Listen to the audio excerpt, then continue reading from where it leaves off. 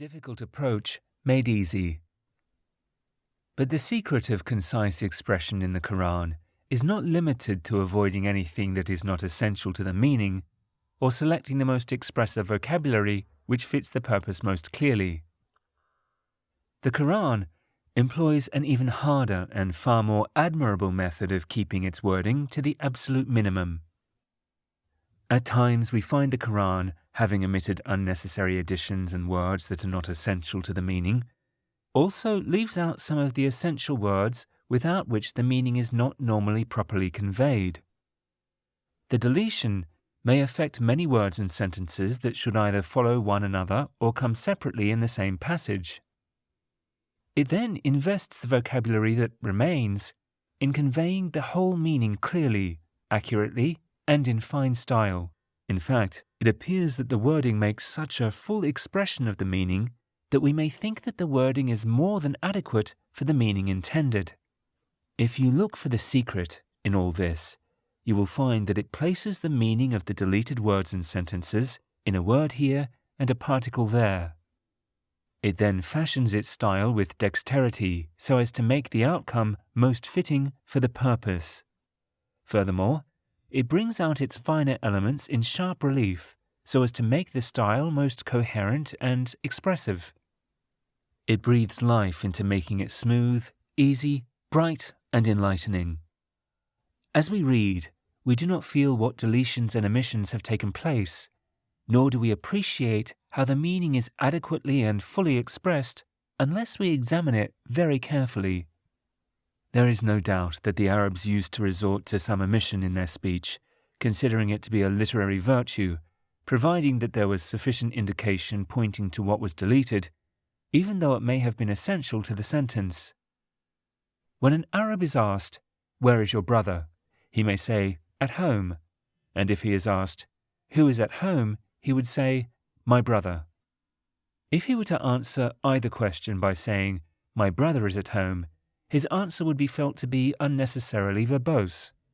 In this aspect, like in all aspects of literary expression, the Qur'an attains to a height too sublime for human talent, unattainable even in our wildest dreams.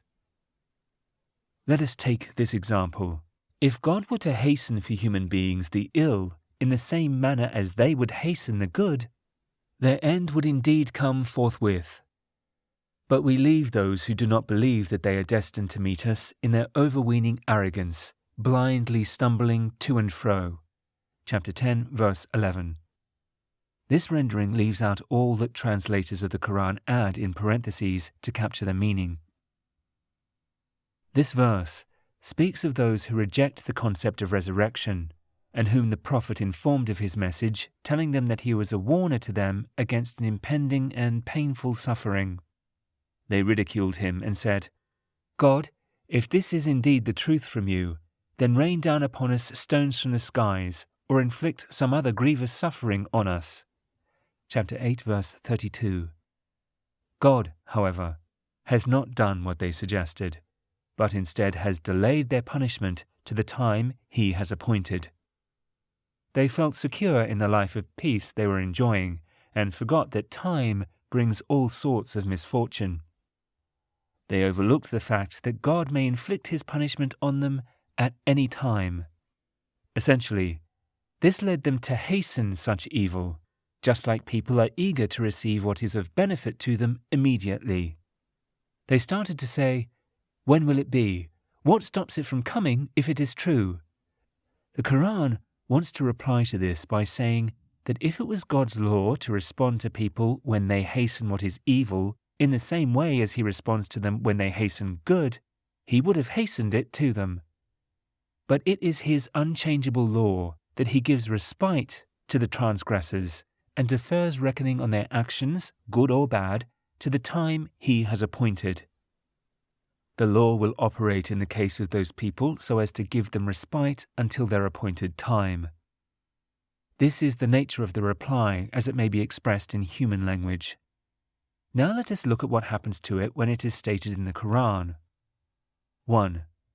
Taken in its ordinary form, the argument has 3 elements. 2 serve as introductory, and the third as a conclusion. The Qur'an states the first and the third, while the second is left out. Thus, it is only implied. 2. The first introduction in its idle state has 4 ingredients: God's hastening good and evil, the people's request for both to be hastened, but in the verse we see only one hastening from God and one demand for haste from people. 3. The apparent contrast is in the similarity of one type of haste and another, or one type of request for haste and another. The verse is phrased rather strangely so as to draw the similarity between one element from the first set, that is, haste, and an element from the second set, that is, hastening request. But after all this deletion and modification, do we find the text to be incomplete or twisted or not readily understood? Or do we find the whole import of the verse to be clear to all and sundry, like a full moon on a clear night? It is useful to dig into the secrets of fine style and ask how the meaning is so clear despite all this economy of expression. In comment on all 3 points outlined above, we say firstly that the verse has only deleted the implied introductory element after it has raised 2 banners on its 2 sides to indicate its presence and transmit it to us clearly. To its right, it has placed the negative conditional, if God were, at the beginning of the first introduction. This implies that God does not hasten such matters. To its left, it has placed the Arabic participle fa, which is rendered in the translation as but. This implies a detail indicating a normal state of affairs. The meaning implied here is that it is his practice that he leaves people to carry on with what they choose for themselves. Hence, he leaves the people to whom the verse refers until their appointed time arrives. But the Arabic participle fa on its own does not specifically denote what is intended because it is frequently used as a conjunction. Thus, a reader may read it as though it serves as a conjunction here before he realizes that it is not so. To avoid this, the Qur'an does not rely on this participle alone, but adds 2 supporting forces in the form of changing tense from past to present and changing the referent from the third person to the first. This causes a verbal break between it and the preceding sentence. This break echoes a similar break in meaning, inviting a complete pause before it. This ensures that no confusion or ambiguity is felt by the reader or the listener.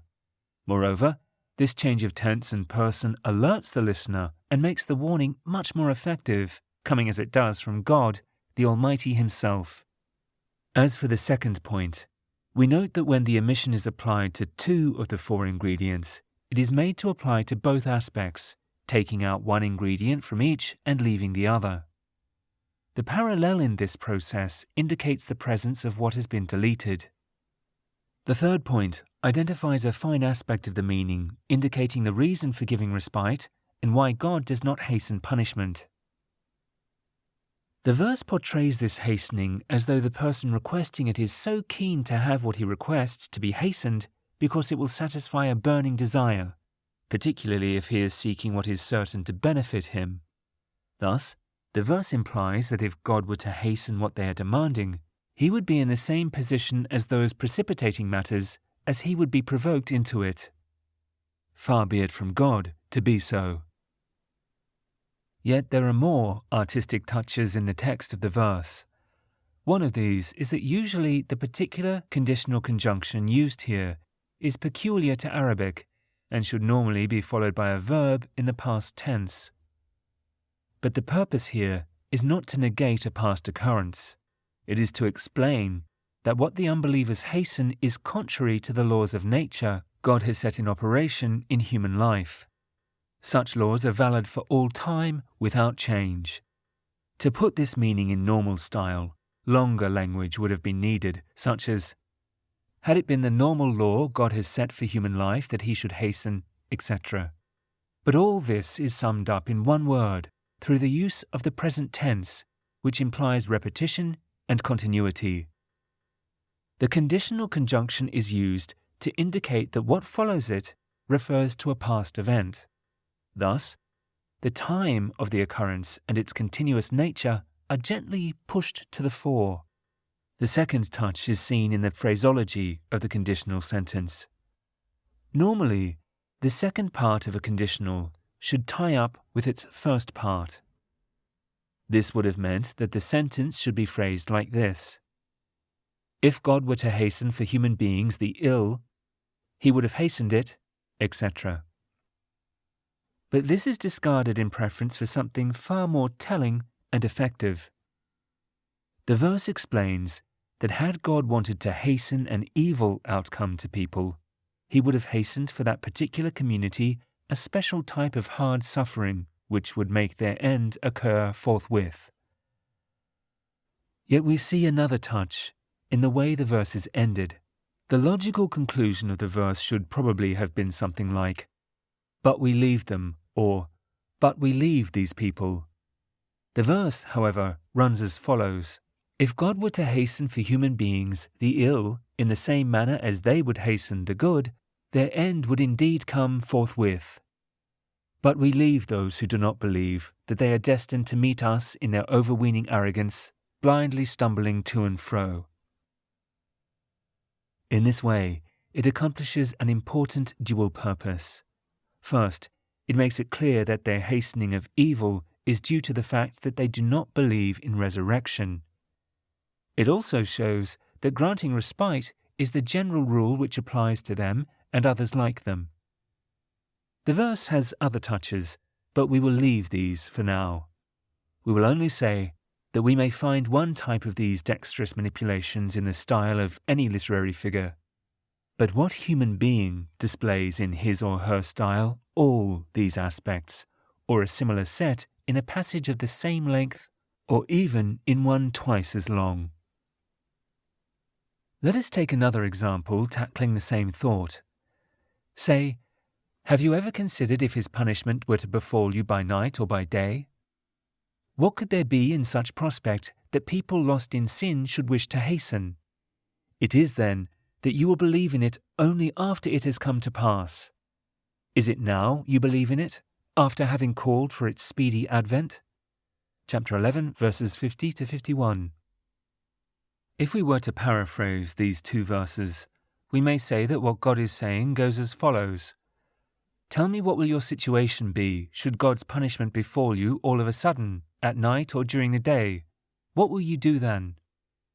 You have one of two choices.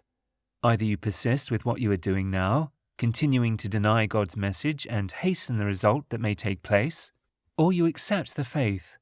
Which of these would you choose? Will you still ask for the punishment to be hastened then as you hasten it now?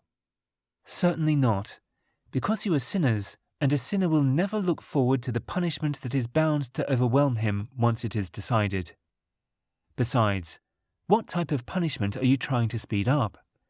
You should know that it differs in type and severity. Or is it that you deny it today, then when it comes about in due course you will believe in it? Let me tell you that such a belief will not be of any benefit to you, since you have delayed and procrastinated so long that the time for it has gone. You will be reproached and told, "Is it now that you want to believe, while you are always denying that punishment and challenging us to hasten it?" This is the meaning conveyed in these two verses. We need only look at them carefully to see how many sentences have been left as implied at the beginning, middle, and end.